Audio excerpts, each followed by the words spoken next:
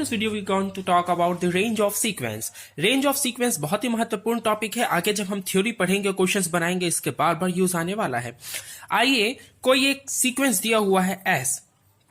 मान लीजिए कोई एक सीक्वेंस दिया हुआ है S और वो सीक्वेंस कैसा दिया हुआ है, S1, S2 से लेकर के किसी Sn फॉर्म पे चल रहा है, किसी Sn फॉर्म पर चल रहा है।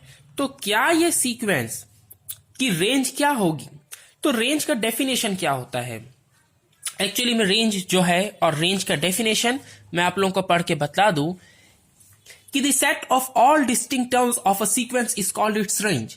Thus, S equals to S1, S2 and Sn be a sequence, then its range Rs be defined as. तो रेंज को जब डिफाइन किया जाएगा तो इस प्रकार से डिफाइन किया जाएगा। मान लीजिए कोई Rs अगर किसी सीक्वेंस की रेंज है, किसी S सीक्वेंस की रेंज हम निकालने जा रहे हैं, तो इसमें अगर Sn टर्म्स हैं तो हो सकता है कि इन्हीं Sn टर्म्स में से Sn टर्म्स ही उस रेंज में भी आए, बशर्ते कि वो सभी टर्म्स डिस्टिंक्ट होने चाहिए, एक जैसे टर्म रिपीट नहीं होने चाहिए। और n जो है, यानी कि n जो हम बदलेंगे तो ये Sn जो होगा ये n नेचुरल नंबर में बिलोंग करना चाहिए।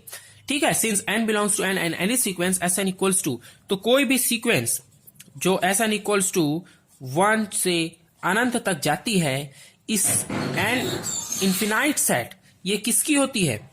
इन्फिनाइट सेट की होती है ना भाई। अगर हम बोलते हैं Sn इक्वल्स टू 1 से इंफिनिटी, तो मैं यहां पे क्या लिख सकता हूं? Sn अगर कोई भी सीक्वेंस है, और क्योंकि हम n equals to 1 to infinity रख रहे हैं और n यहां पे क्या है, नेचुरल नंबर है, तो नेचुरल नंबर तो अनंत तक जाते हैं ना, इंफिनिटी तक जाते हैं, 1 2 3 4 करके ये अनंत तक जाते हैं। तो अनंत तक जाते हैं तो ये तो भले ही हम इसको कहते हैं कि ये फाइनाइट है, नेचुरल नंबर हम गिन सकते हैं, काउंटेबल है, उसकी कोई गिनती होगी, पर अभी तो ये इन्फिनाइट तक जा रहा है, n तक जा रहा है, और n क्या है, काउंटेबल इन्फिनाइट ही है।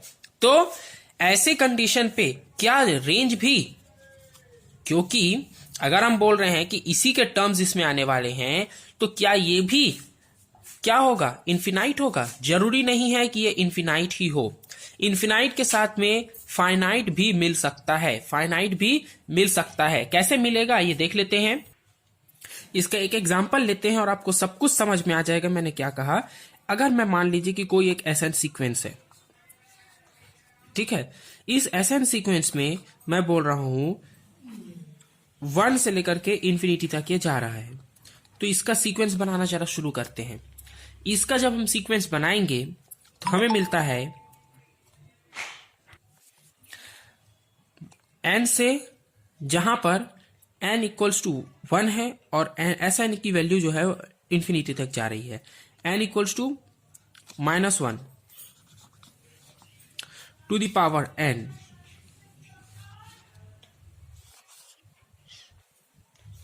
n इक्वल्स टू 1 से इंफिनिटी। अब देखिए यहां पे जो हमको Sn दिया है वो -1 दिया है, और -1 का पावर n दिया हुआ है, और इसमें हमको 1 से इंफिनिटी तक पुट करना है। अब जरा इस सीक्वेंस का एक्सपांशन करिए, ये भी एक सीक्वेंस है। जब इसका पावर 1 रखेंगे हम तो -1 का पावर 1 -1 देगा, पर जब इवन पावर आएगा, क्योंकि स्क्वायर हो गया तो स्क्वायर में माइनस का तो कोई वैल्यू नहीं रह जाएगा, ये +1 आ जाएगा। फिर जब पावर 3 रखेंगे तो ये हमें क्या दे देगा, -1 दे देगा। फिर जब 4 रखेंगे तो ये हमें +1 दे देगा। इवन पावर में हमें ये पॉजिटिव टर्म देगा और ऑड पावर में हमें ये -1 देगा। तो ऐसे में ये चलते जाएगा। कब तक चलेगा? बहुत दूर तक चलेगा। ऐसा होते जाएगा कि -1 +1 +1 आते रहेगा अनंत तक। तो अब इसके बाद में क्या इसका रेंज सेट, क्योंकि ये तो इंफिनिटी तक जा रहा है, और इस प्रकार से -1 भी इंफिनिटी टाइम्स आने वाला है और +1 भी इंफिनिटी टाइम्स आने वाला है। तो क्या इस सीक्वेंस, जो कि हमने पहले ही कहा है कि हर एक सीक्वेंस क्या होगा, इन्फिनाइट होगा, नेचुरल नंबर से बिलोंग करता है।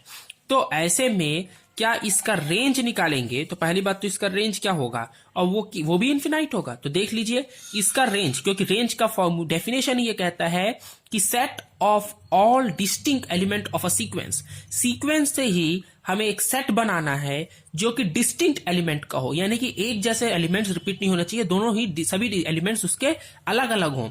तो अगर मैं इसका एक एलिमेंट -1 ले लेता हूं और एक एलिमेंट +1 ले लेता हूं तो इसके छोड़ तो कोई और एलिमेंट आ नहीं रहा है। अच्छा, -1 10 बार आए, 100 बार आए, 1000 बार आए, हमें उसे रिपीट लेना नहीं है। 1 1000 बार आए, लाख बार आए, 2 लाख बार आए, उसे हमें रिपीट लेना नहीं है। तो ये -1 और 1 ही इसका रेंज होगा, डिस्टिंक्ट एलिमेंट है। और हम देख सकते हैं कि ये तो फाइनाइट है। ये क्या है? फाइनाइट है। तो अगर सीक्वेंस इन्फिनाइट है तो जरूरी नहीं है कि उसका रेंज भी इन्फिनाइट हो, फाइनाइट भी हो सकता है। एक और एग्जांपल देख लेंगे। एक और एग्जांपल है कि मान लीजिए कि अगर कोई Sn है 1 से इंफिनिटी तक, वेयर Sn इक्वल्स टू, यहां पे -1n था, लेकिन यहां पर हमें दिया हुआ है 1/n। और अगर 1/n है तो इसे भी हम इन्फिनाइट सेट मानेंगे, क्योंकि 1/n में जब मैं रखते जाऊंगा तो अगर मैं n की जगह 1 रखता हूं तो 1 आएगा, 1/2 आएगा, 1/3 आएगा, 1/4 आएगा, 1/5 आएगा। है सब रियल नंबर, पॉजिटिव टर्म्स, 0 से बड़े हैं, पर ये कहां तक जा रहा है? अनंत तक जा रहा है। तो ऐसे में इसका जब मैं रेंज बनाने की कोशिश करूंगा, तो जब अब मैं इसका रेंज बनाऊंगा तो आपको मालूम चलेगा कि इसका जो रेंज आएगा वो पूरे के पूरे इसके एलिमेंट्स 1, 1/2, 1/3, 1/4 से लेकर के इंफिनिटी तक सभी एलिमेंट्स इसके रेंज में आ जाएंगे। तो ऐसा नहीं है कि रेंज फाइनाइट ही होगा। सीक्वेंस, क्योंकि इसके सभी एलिमेंट डिस्टिंक्ट है ना, हमको बोला है कि सीक्वेंस के जितने भी एलिमेंट्स वो सब लो, बस वो रिपीट नहीं होने चाहिए, डिस्टिंक्ट होने चाहिए, अलग अलग होने चाहिए। तो हमने ले लिए, तो ये भी इन्फिनाइट बन रहा है और ये भी इन्फिनाइट था।